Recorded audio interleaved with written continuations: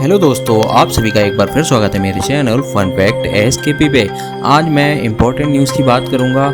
China से भी important news आ रही है, अमेरिका से भी आ रही है, ऑपरेशन सिंदूर के बारे में लेटेस्ट न्यूज़ आ रही है। इंडिया के लिए थोड़ा 50% अच्छा 50% खराब, और फिलीपींस से एक दुखद खबर आ रही है। ये सब न्यूज़ के बारे में जानेंगे। उससे पहले अगर वीडियो पहली बार देख रहे हैं तो प्लीज़ चैनल को सब्सक्राइब कर ले, बेल आइकन को दबा के ऑल ऑप्शन को दबा लें।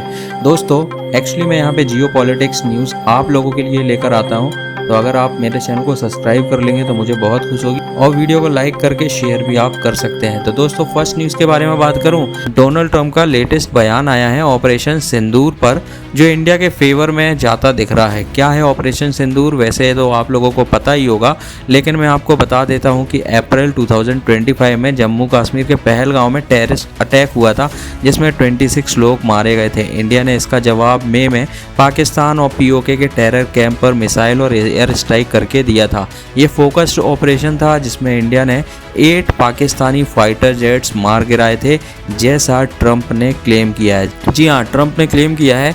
ट्रंप का ताज़ा बयान 30 सितंबर 2025 यानी कल क्वांटोको इवेंट्स में ट्रंप ने पाकिस्तान की हार और उसके फाइटर जेट्स के बारे में बयान दिया है। उन्होंने दावा किया है कि भारत ने 8 पाकिस्तानी फाइटर जेट्स मार गिराए थे। अभी शहबाज शरीफ ने यूएनएससी में बोला था कि भारत के 7 फाइटर जेट्स पाकिस्तान ने मार गिराए थे, बट अब ये उल्टा एक बयान आ रहा है, जिसमें ट्रंप का एक नया बयान आ रहा है, जिसमें वो शहबाज शरीफ से मिलने के बाद ये बयान दे रहे हैं। मतलब ये नंबर सही हो सकते हैं। इस मीटिंग में हो सकता है ट्रंप को बताया गया हो कि उसके कितने फाइटर जेट्स डिस्ट्रॉयड हुए हैं, तो ये नंबर्स मुझे तो लग रहा है कि यही नंबर सही होंगे। क्योंकि अभी मीटिंग हुई है शहबाज शरीफ और मुनीर की, और उसके बाद इस टाइप का बयान आना, मतलब ये नंबर जो पाकिस्तान के ऑफिशियल रिकॉर्ड पे होगा वो 8 ही होगा। ट्रंप ने कहा है India shot down 8 Pakistani fighter jets इन ऑपरेशन सिंदूर। पाकिस्तानी आर्मी चीफ आसिम मुनीर और पीएम शहबाज शरीफ ने उन्हें क्रेडिट भी दिया है कि उन्होंने सीज़ फायर करवाया, क्योंकि इससे लाखों जान जा सकती थी। उन्होंने लाखों लोगों की जान बचाई है। ट्रंप बोल रहे हैं कि मुनीर ने कहा कि इस आदमी ने युद्ध रोका है, लेकिन इंडिया इससे इनकार कर रहा है। फॉरेन मिनिस्टर एस जयशंकर ने बोला है कि यूएस मीडिएटर नहीं था, सीज फायर बाइलेटरल थी। हमको नहीं पता, हमारे पास जब पाकिस्तान की तरफ से फ़ोन आया उसके बाद ही हमने सीज फायर का फैसला किया है। बाकी युद्ध रोकने के लिए अमेरिका के वाइस प्रेसिडेंट का फ़ोन ज़रूर आ रहा था, लेकिन वो युद्ध के हालात को जानना चाहते थे। बाकी युद्ध रोकने जैसी बात उन्होंने हमारे साथ नहीं की। अब फ्यूचर में क्या हो सकता है, अगर टेंशन बढ़ती है तो इंडिया और स्ट्राइक कर सकता है पाकिस्तान पर, लेकिन डिप्लोमेसी से थोड़ा पीस आ सकता है। और ट्रंप का जो क्लेम बार बार अभी तक आता रहा, उससे यूएस पाकिस्तान रिलेशन को बूस्ट मिल रहा था। अब ये स्टेटमेंट से पाकिस्तान कैसा रिएक्ट करेगा ये हमको देखना होगा, लेकिन अभी इंडिया इंडिपेंडेंट रहकर ही खेल रहा है। सेकेंड न्यूज़ की बात करूँ, थोड़ा बुरी न्यूज़ आ रही है वर्ल्ड के लिहाज से। फिलीपींस के सेंट्रल पार्ट में 30 सितंबर को 6.9 मैग्नीट्यूड का भयंकर भूकंप आया। सेबू प्रोविंस के पास अभी तक 69 लोगों की मौत एंड 140 प्लस घायल हुए हैं। बिल्डिंग्स गिर गई हैं, बिजली भी चली गई है, लोग अलग अलग जगह पर फंसे हुए हैं। ऑफिशियल्स ने स्टेट ऑफ क्लैमिनिटी डिक्लेयर कर दिया है, रेस्क्यू चल रहा है। ये रिंग ऑफ फायर जोन है, वहाँ ऐसे शॉक्स कॉमन है। आगे क्या, आफ्टर शॉक्स भी आ सकते हैं। इंटरनेशनल एड जैसे यूएस जापान से मदद मिल सकती है। रिकवरी में महीने लगेंगे, क्योंकि ये एक भयंकर भूकंप था।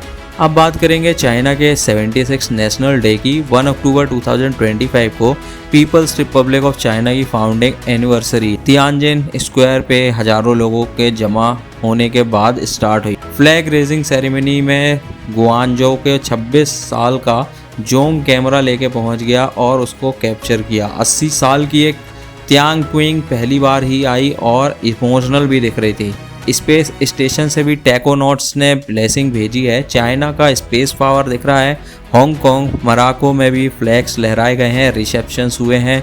फॉरेन मिनिस्ट्री का फिल्म द राइट पाथ ने प्रोग्रेस को दिखाया है, और यूएस सेक्रेटरी रूबियो ने भी चाइना को इस मौके पर कॉन्ग्रेचुलेशन दिया है।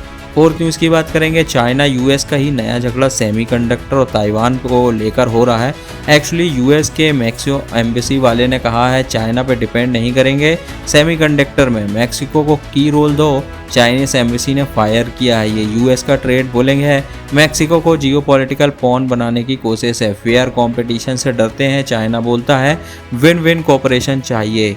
मंत्री चैरोट्स वाला फुटाइल्स ट्राई है ये। फॉरेन मिनिस्टर गुओ जियानकेन ने ताइवान पे क्लियर किया है वन चाइना प्रिंसिपल अनब्रेकेबल है, यूएन रेजोल्यूशंस 2758 का ट्विस्ट मत करो, ताइवान चाइना का हिस्सा है, यूएस लॉ मेकर्स की टू चाइना बात फ्लॉप जैसे 1971 में हुई थी।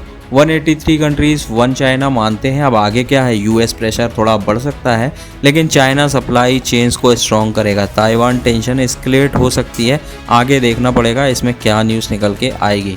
फिफ्थ न्यूज़ की बात करूं, लंदन में महात्मा गांधी की मूर्ति को वेंडलाइज कर दिया गया है। सितंबर 29, 2025 को टेवेस्टॉक्स स्क्वायर में गांधी जी की मेडिएटिव पोज वाली ब्रॉन्ज स्टैच्यू के बेस में डिस्टर्बिंग ग्राफिट लिखा हुआ मिला है। बस 3 दिन पहले आप लोगों को पता है 2 अक्टूबर को गांधी जयंती है और इंडियन हाई कमीशन ने इस वायलेंट एक्ट को स्ट्रांगली कंडेम किया है।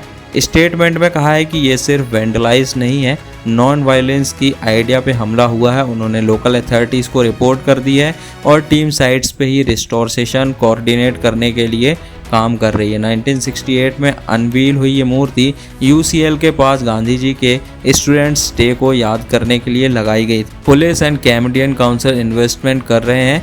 फैक्ट ये है कि हर साल अक्टूबर 2 को यहाँ फ्लोरल ट्रिब्यूट्स और भजन्स होते हैं। यूएन का international day of non violence भी मनाया जाता है। अब आगे क्या प्रोटेस्ट हो सकते हैं, स्ट्रिक्ट एक्शन डिमांड है और ग्लोबल नॉन वायलेंस मैसेज थोड़ा सा स्ट्रॉन्ग हो सकता है। तो दोस्तों ये थी आज की टॉप इंटरनेशनल न्यूज़। आप लोगों को अगर न्यूज़ पसंद आई हो तो प्लीज़ वीडियो को लाइक ज़रूर करना, चैनल को सब्सक्राइब करना और हो सके तो वीडियो को आप शेयर भी कर सकते हैं। बेल आइकन को दबाना बिल्कुल ना भूलें। आप मुझे फेसबुक, इंस्टा, टेलीग्राम और जितने भी इस तरीके के सोशल मीडिया अकाउंट्स हैं सबका लिंक मैंने डिस्क्रिप्शन पे दे दिया, वहाँ से आप मुझे फॉलो कर सकते हैं। मिलते हैं एक नई वीडियो में, आज के लिए इतना ही। धन्यवाद, जय हिंद।